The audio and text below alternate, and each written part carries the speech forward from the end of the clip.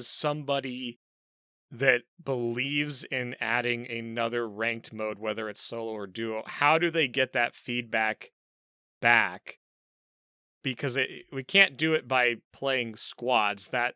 Over supporting squads, and if we're blowing expectations away and supporting the squad mode, that's great. That's great, but it's for squad mode. So is there something that we can be doing to, I don't know, get more light shined on that? And when I hear you saying you're looking to make a recommendation, I'm reading between the lines there to say, well, that means you're making a recommendation, so I like that.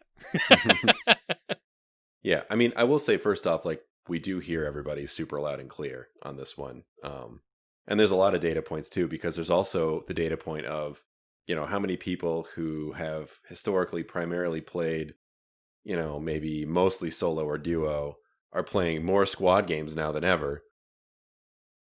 So there's that data point too, which is interesting because, they're getting a whole new aspect of the game. So we're looking at that as well. But yeah, this is going to be one of those ones that is just honestly a hard call. And one of the shortcuts we could take that we're thinking about, but is difficult at the moment, is it's possible to do it differently by region. But that also has its own challenges, right? Because you don't, we go back to the sanctity of the rank system, which, as Maynard said, is right in front of our mind all the time. And, we want people who say that I'm a gold ranked PUBG player, or silver or master tier, anywhere you go, to be able to be held with that same level of regard by other players who know what it takes to be that rank. So, we can't lose sight of that along the way if we do it differently by region, even though in some ways that might be, immediately what the players want. Long term, it might not be the best thing for the ranked mode. Hey, Maynard, do you want to add anything to that? Yeah. Come on, Maynard. Yeah, I'm not really sure what point to bring here. Yeah, if I'm being totally honest, it's decision. It really, yeah.